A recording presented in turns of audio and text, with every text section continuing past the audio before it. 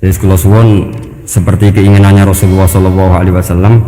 Terus niki terakhir anna Rasulullah sallallahu alaihi wasallam kana la yanamu hatta yaqra alif lam mim tanzil wa tabarakalladzi biyadil mulku wa qala las antawuf yufaddilani kulla suratin fil Qur'an bi sab'ina hasanatan. Jadi di antara kelebihannya surat Tabarak adalah mengungguli umumnya surat dengan kelas 70 kali derajat. Jadi keunggulannya surat Tabarak itu bisab'ina darajah di bawah surat-surat yang lain. Sudah, ini surat Tabarak agak panjang. Tapi alhamdulillah dari semua itu surat Tabarak itu kalah bi qul huwallahu ahad. Jadi ini nikmat terbesar kita. Karena nggak perlu Tabarak, saiki porsi ini diturunkan jadi apa? Qul. Makanya banyak tarawih main apa? Qul. Itu bukan cari cepet, itu dalile musalsal ila Rasulillah sallallahu alaihi wasallam. Jadi ada sahabat itu kalau ngimami main kulhu. Di Indonesia masih mendingan kulhunya rakaat kedua ya. Itu enggak sahabat ini rakaat pertama ya kulhu, kedua ya kulhu. Masih mendingan di Indonesia dipakai selingan rakaat kedua. Singkat cerita sahabat yang makmum ini lama-lama mangkel, matur ya Rasulullah, ini orang yang kau pasrai jadi imam itu sering main kulhu. Akhirnya Nabi memanggil, ya fulan, kenapa kamu suka baca kulhu? Li'annaha sifatur rahman, karena dalam surat kulhu itu semuanya menerangkan sifatnya Allah Ta'ala, maka saya suka itu. Nabi saat itu juga dapat wahyu, ya Muhammad kasih tahu orang itu, inni uhibbu, saya suka dia karena dia suka kulhu. Nah itu aja hafalkan itu. Jadi itu riwayat yang lebih menggembirakan gitu. Jadi tidak usah Tabarak, cukup apa kulhu. Dan itu lebih mutawatir. Makanya kalau legenda dunia kiai itu kan, ini ada cucunya Sayyidina Ali. Tuh, siapa yang bisa khatam Quran sekian menit, yang menang Sayyidina Ali ya, karena baca kulhu sampai 3 kali. Yang dianggap takdilul Quran, sudah sama dengan baca Quran. Jadi ini ijazah terakhir, ini jadi porsinya tambah turun. Saya itu suka. Saya itu punya banyak penggemar lah di Jogja, di Jakarta. Memang agama ini harus mudah. Saya itu kalau baca kulhu itu sampai nangis. Nangis saya bukan karena faham atau haru, itu enggak. Sebaik itu Allah, masa gara-gara hafal kulhu, main kulhu dicintainya? Ya karena memang Allah itu benar-benar zat yang baik. Makanya saya punya teman itu kurang ajarnya Masya Allah. Kalau tes ditanya rukun Islam berapa, nawaqidul wudhu berapa, muftitatus sholat berapa, semuanya dijawab la ilaha illallah. Terakhir ditulis kafir Pak, sama nyalahno iki. Nyalahno la ilaha illallah kafir apa ndak? Gurune bingung kan akhir. Di ek iku la ilaha illallah kok di ek. Akhirnya bocah diceluk, "Cung maksudem piye? Mun sampean wani ngeek Pak, kafir Pak." Akhirnya sugahno ribet-ribet. Pertanyaan apa tuh? Ma muktilatus sholat la ilaha illallah. Nah gitu wudu ya. Tapi jangan tiru. Lah gurune kok pengen gak wani, kafir. Siapa yang berani ngeek la ilaha illallah? Yo namanya sing beli. Angin belinya itu disurati wong tuane. Kalau nu mondok sarang era kuno, jadi ijek lugu wong. Surati wong tuane, gue gak susah, wong tuamu disurati. Tenang ya Gus, bapakku buta huruf.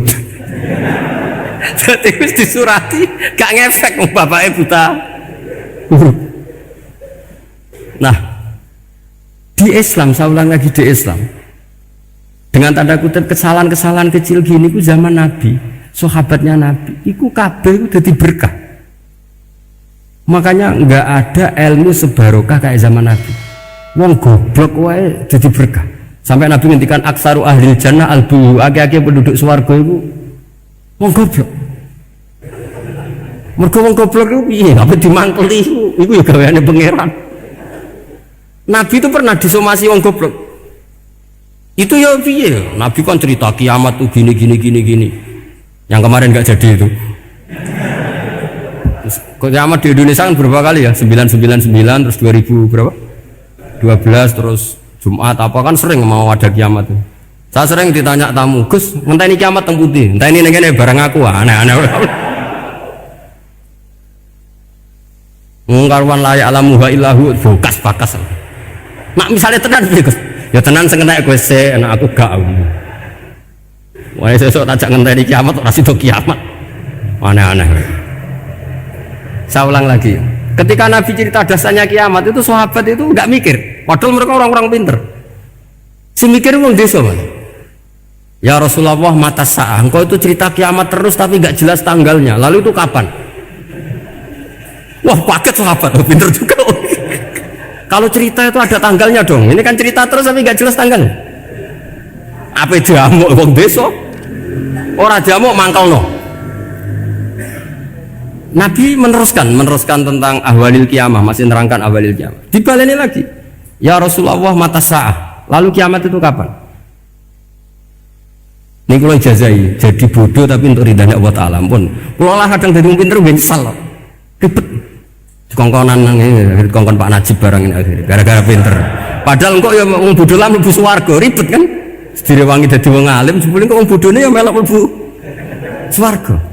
Wong gelombang kedua itu pengumumannya siapa pencinta Nabi, pencinta wong alim masuk swarga. Yang pertama seleksinya agak ketat, yang kedua itu ya muhibbin mun cukup mun. Jadi sebenarnya swarga ya ketemu wong ora jelas-jelas nih. Wah repot ya.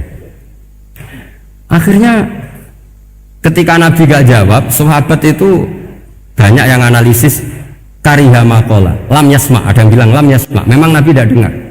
Ada yang analisis sami'a wa kariha maqala, sebenarnya Nabi itu dengar tapi gak suka karena pas khutbah diket, diinterupsi. Karena diulang-ulang lagi akhirnya akhirnya Arabi tadi mengulang-ulang lagi, akhirnya Nabi jawab. Karena Nabi itu orang yang sangat pintar, jawabnya ma'atattalaha, kamu kok berani tanya kiamat kapan, persiapan kamu apa? Fawawahi ma'atatullah kabiro sholatin wala siyamin wala kata walakin ni uhibbuka. Cek menang ya pede. Apa Nabi tanya persiapan saya? Oh kalau sholat saya biasa kok bangga. Wes biasa kok. Fawawahi ma'atatullah kabiro sholatin, saya sholatnya biasa, puasa biasa. Maksudnya wajib-wajib tok lah, ndak aneh-aneh. Tapi walakin ni uhibbuka, tapi saya ini mencintai engkau. Apa jawabannya Nabi? Almar'u ma'aman ahabba. Dan itu melegenda seluruh dunia, baru kayak Bedui. Jadi semua orang yang hafal hadis almar'u ma'aman ahabba atau anta ma'aman ahbabta itu barokatuh hadal badui, karena berkahnya orang Bedui. Dan hadis itu mutawatir karena dikatakan Nabi ketika khutbah orangnya banyak yang hadir banyak. Barokahnya orang Bedui, gak disopan santun. Mukjizatnya Nabi seringnya gara-gara orang Bedui. Nabi khutbah, wis khutbah cerita akhirat, cerita kebaikan. Ya Rasulullah, khutbah mohon bakas akhirat kebaikan. Sekarang itu tidak ada hujan, halakatil amwal. Sekarang harta hilang semua. Hewan-hewan sudah mau mati semua karena apa? Kekeringan. Mohon jenengan rasa bakas niku pun jaluk udan mohon. Nabi langsung Allahumma wah langsung udan tuwers. Nak jare ulama lah Nabi barodok gelos putih udan seminggu nganti akhirnya sapi ini gak mati krono kehausan tapi kelentir. Parani nek Nabi, ini ora ngrasa salah paren ya Rasulullah. Wong kula yo donga udan ben ra mati, saiki mati tenggelam. Mun lereni santai wae. Akhirnya Nabi itu lucu meneh. Allahumma hawalena wala alina Allahumma alal akam wa dzirab terus. Di wong desa. Betapa barokahnya wong desa iki orang tahu. Betapa Rasulullah itu sekali ngendikan alam itu harus tunduk. Jadi min mu'jizati Rasulullah sallallahu alaihi wasallam itu sekali ngendikan alam itu harus ngikuti. Jadi Nabi misalnya ngendikan hujan, itu panitia hujan, malaikat hujan harus nuruti. Nabi ngendikan berhenti juga harus berhenti. Makanya enak jadi Nabi itu. Tapi kamu nggak mungkin, sudah tutup, tidak mungkin. Makanya Nabi itu pernah minta dalam satu maidah, ya fulan saya ambilkan dirok. Dirok itu kaki kambing yang depan, diambilkan. Ambilkan lagi, diambilkan. Ambilkan lagi ya Rasulullah, bukankah kambing hanya punya dirok dua, kaki depan dua? Andaikan kamu bilang iya, maka akan selalu ada dirok selagi aku minta. Karena alam ini akan mengikuti. Jadi Nabi misalnya mau dahar gitu ya, kok Nabi ngendikan ya Jabir, ini jangan kamu entas, yang entas harus saya. Ini cukup untuk makan orang banyak. Nabi sekali ngendikan cukup. Nasi ini punya konstitusi, harus cukup. Karena Nabi ngendikan cukup. Itu hebatnya Nabi. Beliau punya spesial. Alamnya harus nurut sama beliau. Makanya disebut wadhabu wal ghazala syadani laka birrisalah. Semuanya itu harus tunduk. Nah, akhirnya syafaat-syafaatnya Nabi itu gara-gara desa-desa. Saya itu pengagum wong Buddha ya, termasuk hadisul Arabi tadi. Ada orang desa tanya, ya Rasulullah nanti kalau saya mati itu yang ngisap siapa ya? Allah ya. Wah bagus lah. Terus mulai. Barang mulai, Abi bunyi lagu. Nabi iya karpe. Dipanggil lagi. Ya Arabi, kenapa kamu tertawa-tawa terus pulang? Ya baguslah kalau yang ngisap Allah. Selama ini hubungan sama Allah saya baik-baik saja. Tapi Nabi muji faqhu hadzal Arabi. Wis pinter kowe cung. Terus pernah lagi ada orang Bedui tanya, hal yadhakur rabbu ya Rasulullah, apakah Tuhan itu pernah senyum, pernah tertawa? Naam, kata Nabi, ya pernah. Lan na'dima min rabbin yadhaku khairan.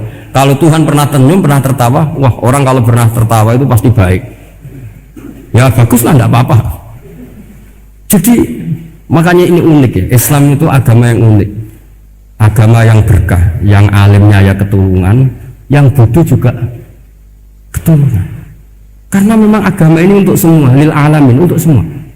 Maka kata Imam Ghazali, Allah mengutus Nabi itu diutus ke raja-raja, diutus ke pedagang, diutus ke aromil, diutus ke fukara, diutus ke birokrat, diutus ke apa saja. Ila jami'i sunufin nas, ila jami'i asnafin nas. Bahwa semua yang mengapresiasi kenabiannya Nabi itu mulai raja, pedagang, PNS, birokrat, orang miskin, orang apa saja yang mengapresiasi dakwahnya Rasulullah Shallallahu Alaihi Wasallam.